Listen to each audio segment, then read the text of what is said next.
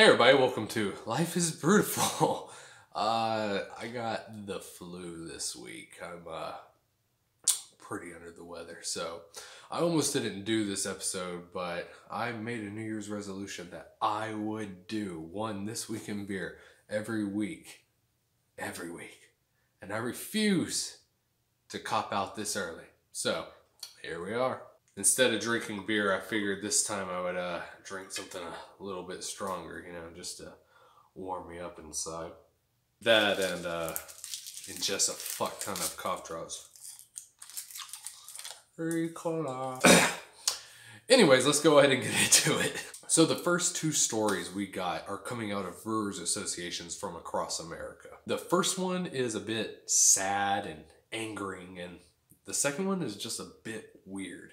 So first, we're going to take a look at the Craft Brewers Alliance coming out of Asheville, North Carolina. Asheville, for a long time, has solidified itself as being one of the best beer destinations in the entire world, especially in America. Some of the best hops, some of the best stouts, and certainly some of the best sour beers are coming out of that city. You got Green Man, you got Highwire, you got Wicked Weed, however you feel about them, can't deny the fact they were one of the founders, one of the cornerstones of the sour beer movement in America. And I'm just saying, all that in Nashville, it's got a densely populated beer community, and I absolutely enjoyed every time I've ever been able to be there. Well, unfortunately this week, the former head of the Asheville Brewers Alliance has been arrested for embezzlement. Not only that, but potentially felony embezzlement. Now, not a whole lot of details have been released about this story, but we were able to glean some information coming from the arrest warrant. Apparently, this person had used a private credit card that has been allotted to the Brewers Alliance for Brewers Alliance related expenditures, and they have used it for their own personal gain. Now the problem is, in North Carolina, if you are embezzling money that is over $500, it is technically considered a felony. And if it is over $1,000, you are potentially facing a $250,000 fine in addition to 10 years, potentially, of a jail sentence. And from third-party sources, it seems that this person went about their way to utilize these funds from a nonprofit organization for their own personal gain. To make this situation even worse, this person had been a part of the Brewers Alliance since 2015, but the charges weren't filed until 2018, which means there is a potentially huge gap in amount of time that they have been able to siphon these funds off and steal from the industry. Additionally, this person has been a member of 15, at least 15, different nonprofit organizations within the region. So there is a huge likelihood that this person will see additional charges coming from these other places, because why would she only steal from one place, if she has access to almost 15? Now, my personal opinion is it's insanely fucked up. One, just stealing in general is just a messed up thing to do. But two, if you are in a position like that, you understand all the complications and hardships that come with that industry. And you taking that money only kick somebody when they're down. The whole beer industry as a whole, the whole market is on a downward spiral. And it's little stupid things like this that could really make a huge impact on a small local business owner. All these local breweries within Asheville, there's a shit ton of them, tons of them, a lot more than just the big names are there. And they all buy in for memberships and they pay their dues and whatever. And in return, they expect to get some monicum of support from the Brewers Alliance, distribution, advertisement, representation for legal issues. And for the person who is supposed to be in charge of making sure that these issues are covered and funded, are able to provide a financial defense for these people when they're in their time of need, For them to take that money and swindle it and keep it for their own personal gain and profit, it's just insanely fucked up. Moving on to the second story, we got news coming out of the big dogs, the National Brewers Association of America. For some reason, they have decided that the independent brewer seal that they released in 2017 was not enough. So to compensate, they are going to be releasing a new seal, which doesn't really look all too different from the other seal, because the only thing it has under it is like supporter. But they are going to release a independent beer supporter logo. Now, I wasn't a huge fan of the independent beer seal that they released in 2017. I posted a video back then discussing my pros and cons, my perspective on the issue, but I'm not going to get into all that here because I feel like I've already beaten that dead horse into a second afterlife. But I can't help but feel that this new seal, this new logo, this new badge, I can't help but feel it's both stupid and redundant. It's meant for consumers, for distributors, and for retailers to be able to show their support of the independent industry, you know, as a literal badge, you know, saying, hey, look what I do. But I can't help but feel that this is slightly insulting to everyone involved. I mean, think about it. As a consumer, you know, that's about my extent in the industry.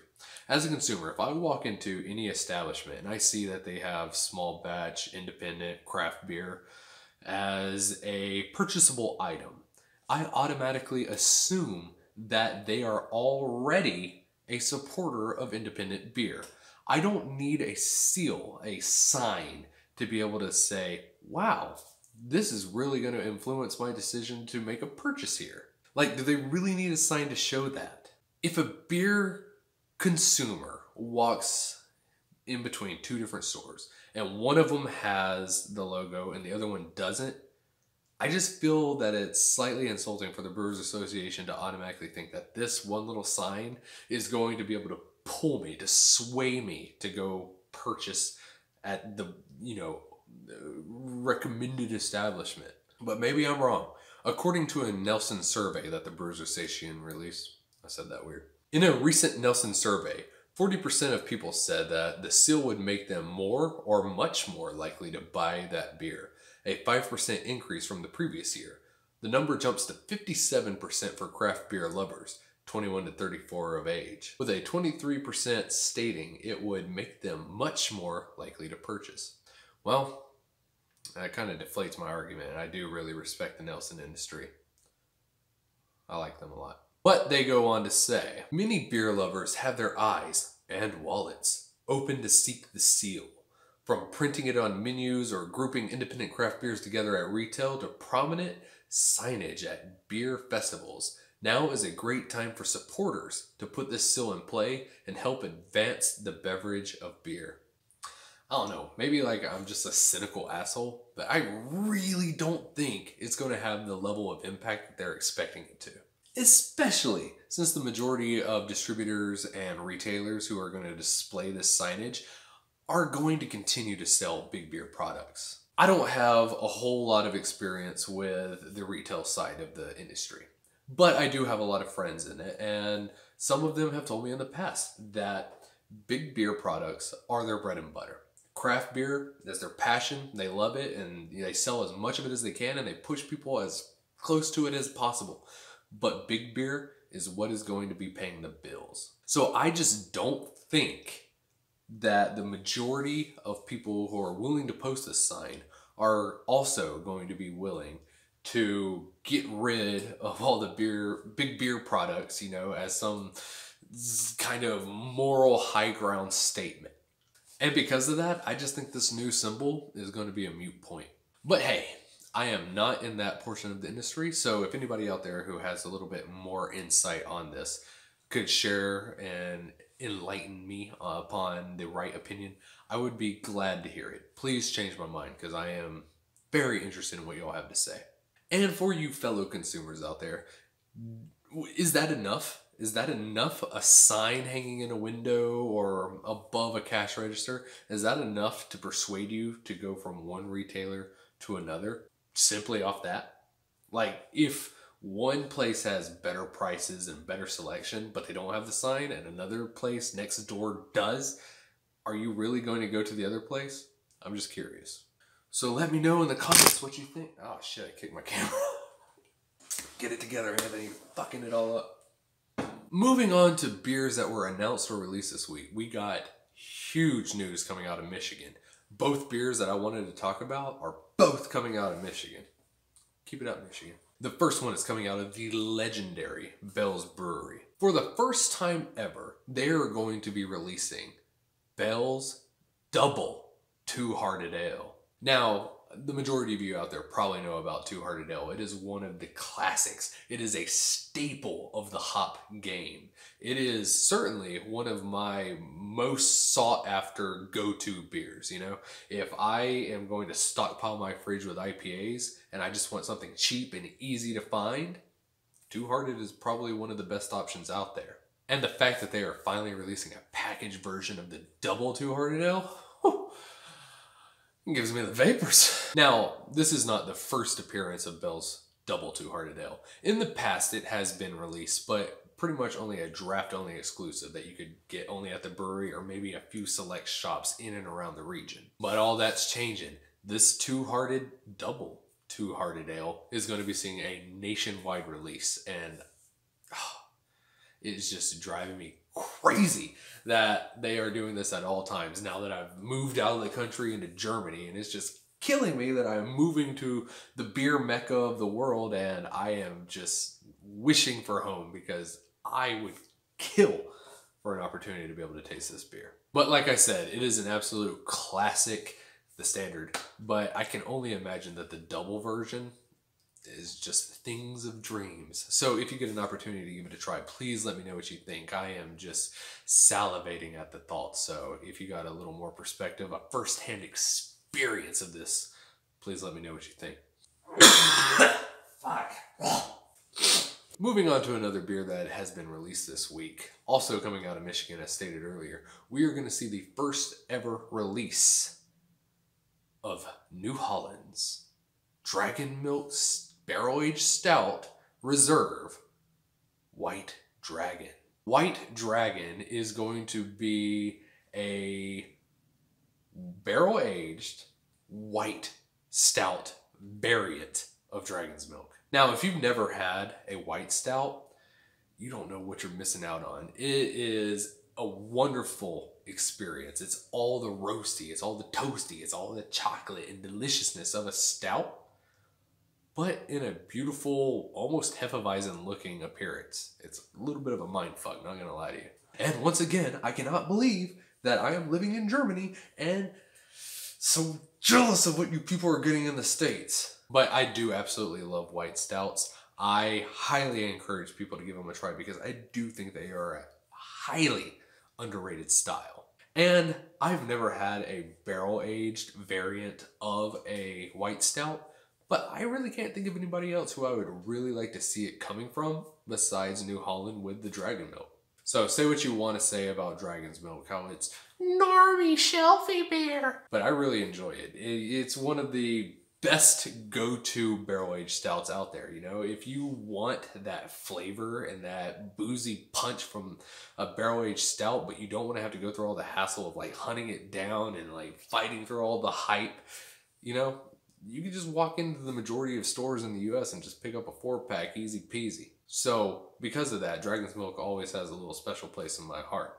And this white stout variant, once again, vapors. So I highly encourage everyone to go out and give this a try. Please let me know what you think, and if you're a sweetheart, maybe send me one. I'll trade my soul for it. Now, there were a couple more stories that I wanted to cover, but like legitimately I am just not feeling it right now. So I'm just going to summarize it up with this one last story. But don't worry, all the stories that I missed I'm going to make a separate video on later this week to discuss them, because some of them actually need to be discussed. When thinking about all the editing I'm going to have to do, it just gives me the shivers. But this last story is so damn sad. One of the founding fathers of beer, the legend, the man himself, Charlie Papazian, is officially retiring. Charlie Papazian is a legend of the brewing industry. He is one of the most prolific homebrewers of all time, turned pro. He founded the Homebrewers Association. He was the president and head of the Brewers Association for a long time, since its its formative years. He was a founder, and it's just really sad to see him go. Now, Charlie Papazian put in 4 decades worth of time, into the beer industry, and it's not an exaggeration to say that he pretty much helped handcraft it to what it is today. He was one of its biggest advocates. He was one of its biggest pushers, and he did everything within his power to make beer become what it has in the United States. His absence will certainly be noticed, and I do not envy the person who tries to step into the massive void that he's going to leave behind.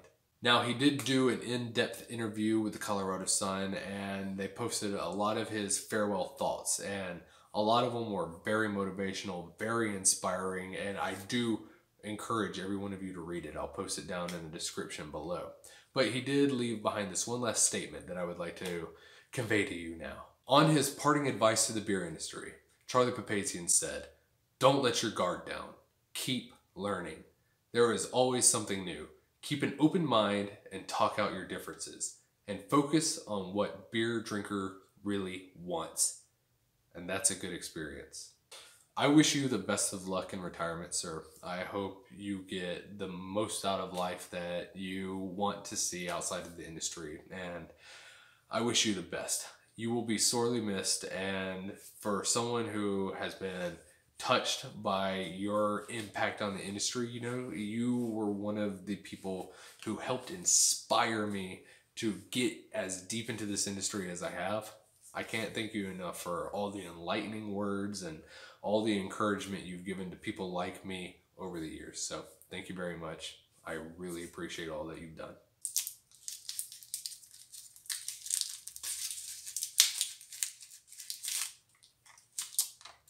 And that about concludes This Week in Beer. Sorry if this episode is shittier than usual. I'm just feeling so fucking bad. Every person in my household right now is just coughing and fevers and shitting and puking. It's just not a pleasant experience here in the Life is Brutal household. That's also the reason why I didn't post a video earlier this week, but hopefully I will have another video available for you next week. We'll see. So I'm going to edit this the best I can, and hopefully it is an enjoyable product for all of you, and thank you for your constant support. I can't thank you enough, and like, comment, subscribe. Cheers.